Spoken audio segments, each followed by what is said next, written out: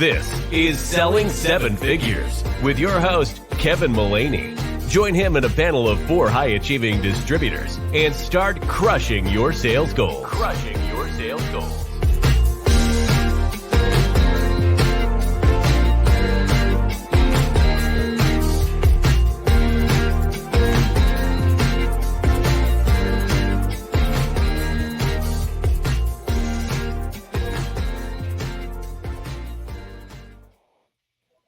Wow, we are official. We got theme music. Welcome, everybody. All right, welcome to Selling Seven Figures, monthly mini series designed to help distributor sales folks and people crush their goals. So I am your not so modest moderator, Kevin Mullaney, the one who's going to be hollering at you through these oversized headphones. Welcome back, everybody, to episode 2. Today, as kind of the music talked about, we're going to talk about setting ambitious yet achievable goals, which is key to driving performance. So in today's episode, we'll be discussing goal setting techniques, talking about tracking progress, and celebrating milestones along the way. I am joined again today by this distinguished panel of promotional product distributors: Amanda Clay from Walker Clay, Nanette Gray from Lemonade Creative Marketing, Katie Kaler from American Solutions for Business, and David Keneally from Brand Hero Guide. None of these rock stars made it to 7 figures overnight, so we're going to dive in and see how they got here. Now, we talked about intro music that we have now. We talked about sales rock stars. So we're going to do one more little icebreaker to get to know this panel of powerhouse folks. So the first question we will ask is going to be a little bit icebreaker, and we're going to start with you, Nanette. So if you had theme music and you were walking into a client meeting, or if it was going to be like a song that played when you walked into the batter's box, what's the song and why? Man, there's so many freaking doggone great songs. And just trying to think of something on the fly, I would say Salt and Pepper, Push It real good. So wow. To push it and dun, dun, dun, dun, dun. So I think that. Wow, I mean, that's fantastic. I don't even know what to say there. That's just a great way to kick us off. All right, Amanda, I'm going to kick it over to you. Welcome back to episode 2. What's your theme music? I don't know if I can beat that, but I'm going with Nelly, Hot in Here, because I'm walking in with hot ideas. Hot ideas. I thought you'd be going shipping off to Boston, so maybe. All right, David, what about you? What's your intro jam? Well, I don't know if you're going to be happy you asked this question, but we're talking about kind of goal setting and planning today. So I'm going to refer to a playlist I have. It's called the DK Funeral Playlist. Yes, I'm a planner, and I have a playlist whenever my funeral comes about. And I have 15 songs on it so far, so I hope I don't die, too soon, because I need to grow the list. But at the top of the list, I think one of the songs that shaped me personally is "Shiny Happy People" by REM, and that will die, I'm sure, over the course of these episodes. "Shiny Happy People." We'll drill down on that a little bit when it comes to planning and picking yourself up, but that's what I'm going to roll with today. I love that you have planned everything out all the way to the exact very end. I've always said, I believe it's Rusted Root, "Send Me On Your Way" or "Send Me On My Way." That song plays when I walk into heaven. So it's good to know that we're on the same page there. We've thought about this all the way through. All right, Katie, round us out. What's your jam and why? All right, I would come in with "Ready for It" by Taylor Swift. And as the beat drops, I would have to show off my merch-themed friendship bracelets that came from one of my wonderful clients. Oh, that was so nice of them, and awesome selection there as well. Well, that was fantastic. If it was going to be me, my go-to is DJ Cool, "Let Me Clear My Throat." Just because I like to talk a lot. And then I'm a huge Mets fan. It might be Narcos, but I'll leave that elsewhere. All right, let's get into some actual content. The reason why people are actually tuning in, other than for our Spotify playlists. So talking about goal setting today. It's extremely important. We're sales folks. We're trying to hit these. We're trying to sell 7 figures. Obviously, trying to sell more. So when you go about, how do you go about setting goals for yourself?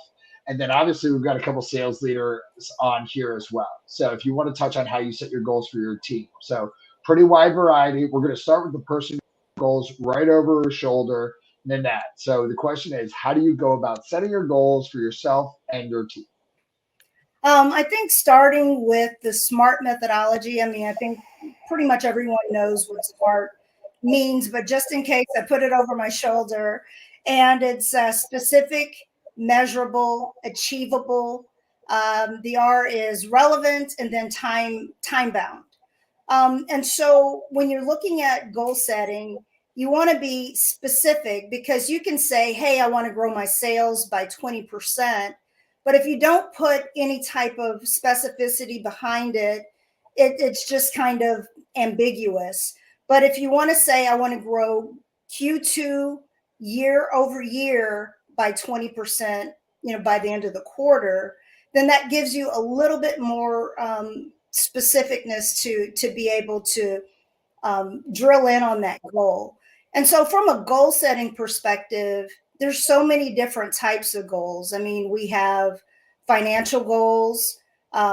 We have in terms of retention goals. And so I work with the team on a monthly basis. We go and revisit our sales, what our goals were for that period, and then how we've been able to achieve. And if there's any room, if we've fallen short, we want to dive a little bit deeper in terms of what we can do to improve on that. But yeah, so I think just being able to create SMART goals and to be able to track them on at least a monthly basis for us. I mean, sometimes a little bit even deeper than that. Beautiful. Awesome. And then Katie, talk about how you're setting goals for yourself and if you're setting goals for your team as well. Sure. I learned something a couple years into my career that really made a difference for me.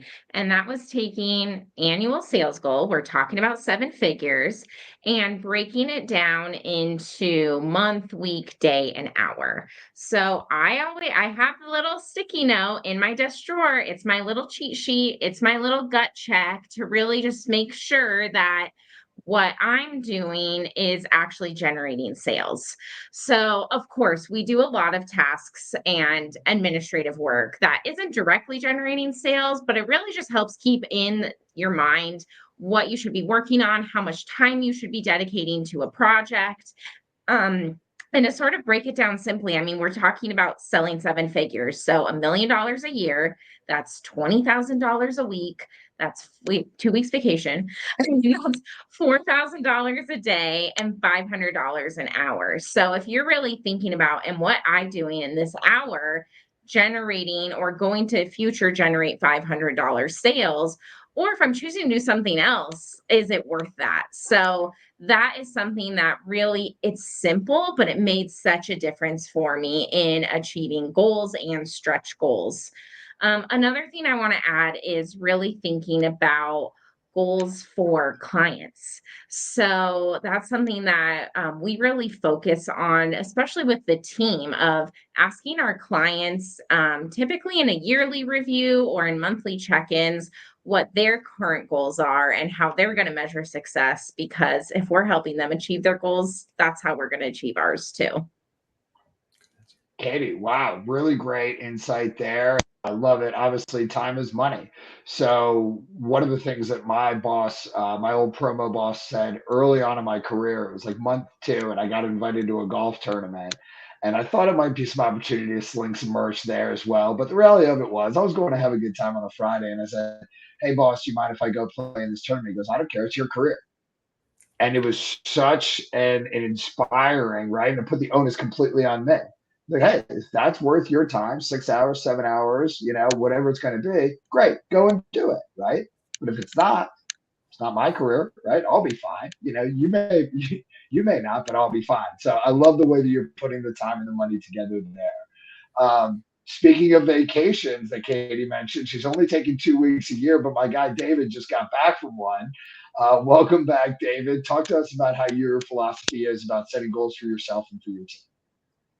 Well, first off, Kevin, it wasn't a vacation. It was a work bonus activity. So not one of my vacation weeks. So, hey, coming from corporate America, I've had a lot of good experience writing business plans. The difference between writing business plans for a company like Dunkin' Donuts and Hasbro to where I am today is the sales and marketing plan that I have to craft is really kind of executed just by one person, maybe a little bit by my team as well. So I've got to keep it real simple, because if I do a complex plan like I did in corporate America, it ain't getting done. So I want to make sure I can execute it myself. Okay, that's number one. The big takeaway here is, well, Amanda hasn't gone yet, but I'm sure she's going to do planning. But all four of us do planning. I'm going to venture this guess of 80% of distributors in this industry don't do planning. They wing it. And I think that of the people that do multi-million dollars a year, those are your planners. So get on board. It's like step one if you want to be selling 7 figures and more. And then as far as the actual plan goes, I start in November, and we'll talk about that a little bit later in the session. But it's a process, a real simple process, but it starts in November, and it echoes what Nanette and Katie have both mentioned already. That's awesome. And David just got back from one of his Geiger incentive trips, being one of the top salespeople on that trip. So just curious, when you have those trips that you're not your trips, but those goals that you're mapping out, is that Geiger trip, that incentive trip, do you put that on your goals for the year, or is that just a nice perk based on all the things you're going to naturally do for your clients? Yeah, it's on there, but it's a pretty easy one to check that box. It's not by any means a stretch goal. It's a kind of a little bit of a low bar, so it's nice to hit it. Where I challenge myself is, where in the year am I going to hit it? I like to hit it. I like to hit next year's events that they're doing by the event date. So if I can hit it in February, January, we have a guy within Geiger that hits it the first week of the year. That's so nice. While I'm doing well, our top person does 4 or 5 times more than what I'm doing. And he hits it week 1. That's beautiful. That's crazy. That's so great. That's amazing. All right. Speaking of another person who just recently went on an incentive trip for overachievers, Mandy, tell us a little bit about how you plan out your personal goals and the goals for your team as well. All right. So, I mean, I do basically everything that everyone's done, but kind of piggybacking off what Katie said, I really do look at each individual customer. So, and I'll pick out at the beginning of the year, who are my top opportunities for growth, who might be having a down year, because I'd like to say every single customer increases every single year, but like that's not the reality. So I will look at that, and I really try to create a list. I think this year I worked on it. I do exactly what my team does. So that level of customer may be a little bit different as we've built over the years, because obviously I've been in the industry a little bit longer than some of the people on my team, but we really focus on like 30 accounts, because I can really focus on those. And it's not all customers. It could be customers and prospects. And what am I going to do for those 30? I don't want to talk about anything outside of those customers in a meeting. And we try to meet weekly to talk about wins as a team. But I really don't want to talk about anybody outside that list, because somebody that's coming on outside the list should probably drop off one of those prospects that never responded. And that's going to happen. I'm going to have customers that I've tried. I've tried LinkedIn. I've tried a sample. I've tried email. I've called, I've dropped something off if they're local. At some point I have to be like, okay, that person needs to get off this list, and I got to focus, because like Katie said, we only have so many hours in the day. So at some point I've got to make a decision. So I really try to like narrow it down to, okay, here's my 30 people that I'm going to do. And we all have amazing supplier partners that will partner with us to try to get samples in our customers' hands. And that leads into the trip too. Obviously our trip is very specific, and it's based on spend with only preferred partners. So that does come into effect where I'm partnering with the vendors to try to offer the best things. But yeah, I try to make it as simple as possible. I can focus on 30 people. I also think we all might have a little touch of ADHD, so that works for me to like rein it back in. Well done. And I know our supplier partners used to always really be helpful. Hey, here's where you're at year to date. You're kicking butt. You're ahead of schedule. And then sometimes when, say, for example, for whatever reason, you might not be spending as much of them year to date, or maybe they didn't get that big order that, David's coworker placed in January. So how often are you keeping in touch with your supplier partners to let them know how they're doing to helping you achieve their goals? Is that something that you're just letting them follow up with you on, or is that something that you're reaching out to them proactively? And I'll kick that back to you, Mandy.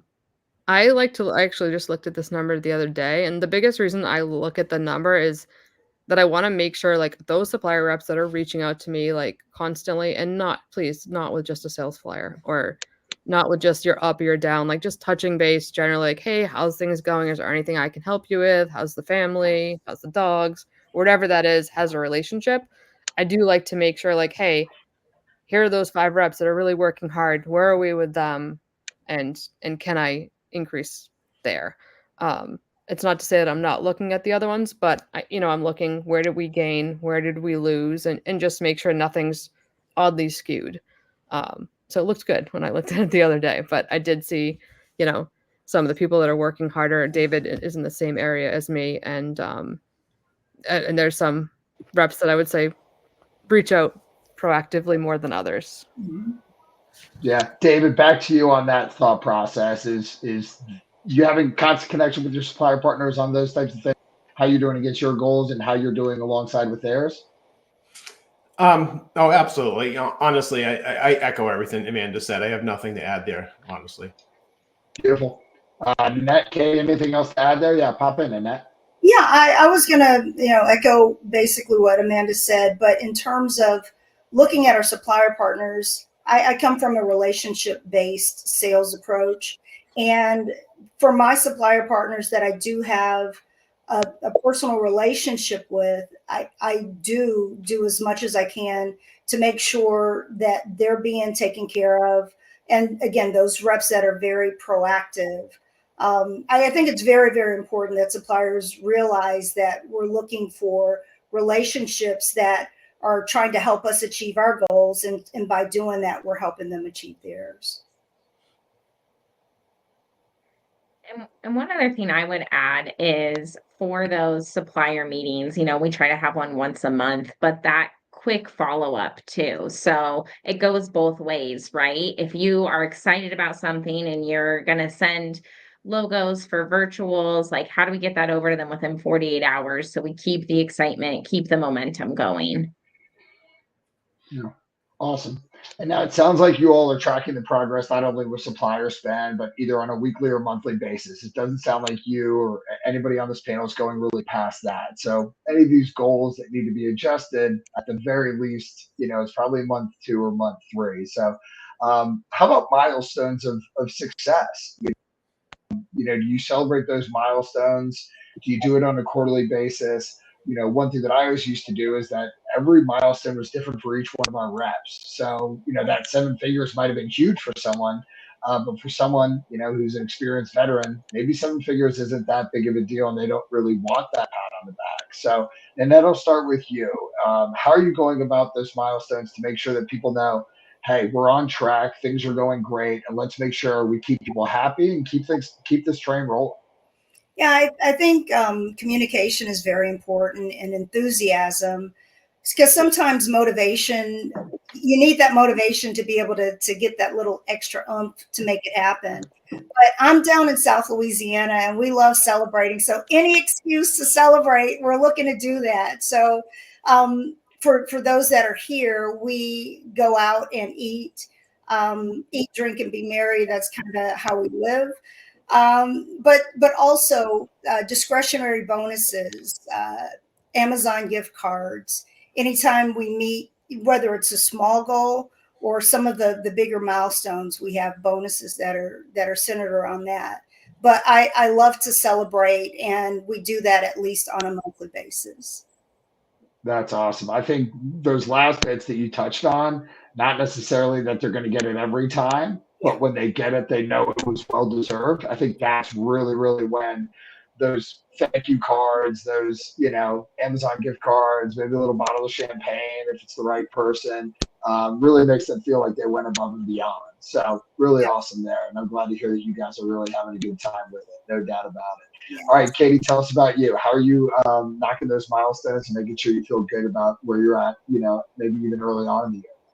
Sure. I think switching gears, we talked about client goals and how we can really celebrate and keep track with them. So we really focus on doing that on a monthly basis, sending out that recap, informing their marketing team, maybe what their top sellers are in their programs. I have a client that, wants to see which business units we're working with every month.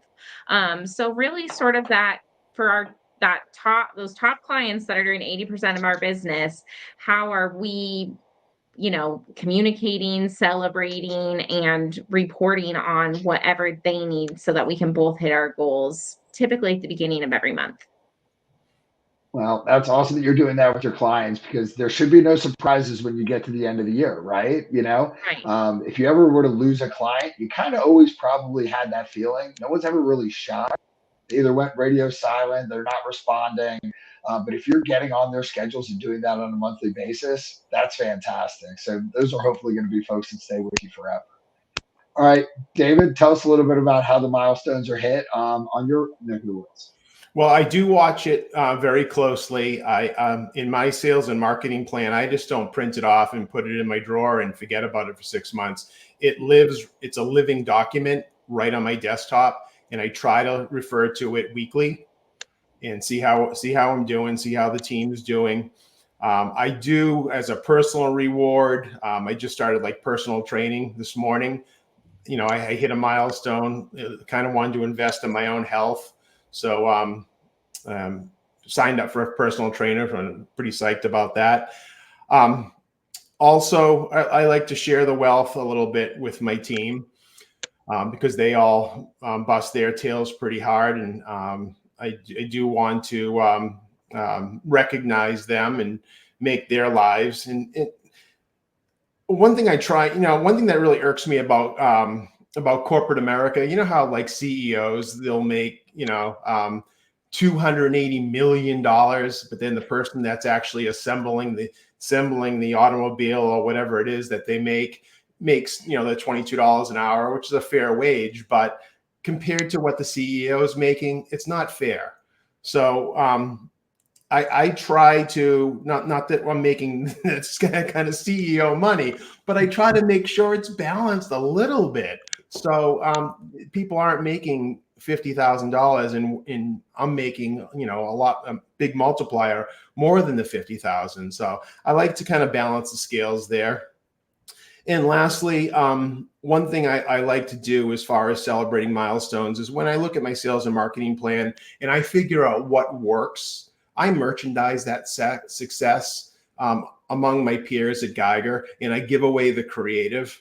And I say, hey, this worked for me really well, and I'll do some public speaking at Geiger, try this, and people run with it, and hopefully they have success. But what that does is I just gave away my best creative. So I can't rehash it next year because everyone's doing it. So it pushes me to go figure out, what can I do better? How can I amp it up? How can I be better next year?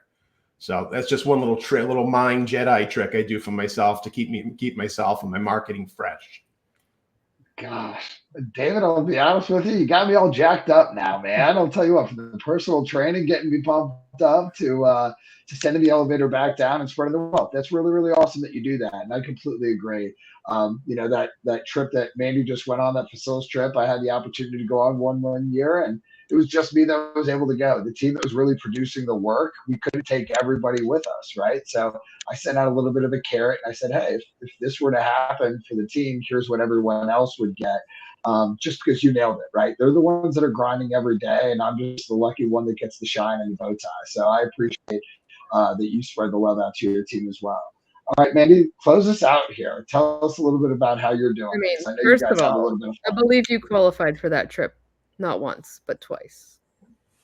Just saying. So you did make it there twice. I might have been there with you, but I would say we actually celebrate like weekly. So we'll sit down at our weekly meeting and like top wins for the week and kind of discuss it as a team just so it stays top of mind, or it also allows us to help. So like, hey, I just got this opportunity with somebody, like that's a win, a great opportunity. The team can kind of help with ideation, or, you know, if it's already in order, like celebrate that order. So we try to do it on a like monthly basis. We also get a daily leaderboard. So I definitely see a lot of notes come out from the team, especially yesterday when somebody miscued a Nike Polo for $90,000. It was apparently made out of gold.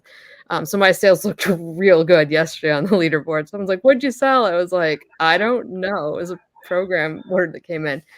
But a Nike Polo doesn't cost $90,000. I wish it did. But so that started our day off pretty funny. But we do all see that, and I think everyone on the team kind of jumps on that. You know, whoever has a good day, people are responding. So it's just kind of like our culture here to celebrate anytime somebody has, you know, a win as much as we can. I love it. Well, thank you, everyone. This is fantastic. This is Team Panel Distributor Salespeople. You guys are just doing it right, and it's good to have such great people that, you know, again, like I said, spreading the wealth and passing it on to their teammates. It's fantastic to hear that you guys are building your teams the right. So appreciate everyone tuning in, and everyone that's out there. Don't forget, like, set ambitious goals, but make sure they're attainable. Next, we're actually going to talk about what we call as BHAGs, right? Those big, hairy, audacious goals, right? So we're going to talk about landing those key accounts, those big titans, those whale accounts. So those might get one or two of those a year, but when you do, we're certainly celebrating those milestones. So appreciate everyone tuning in to Selling Seven Figures. Hope you liked our intro music and what everyone else on the panel had to say today.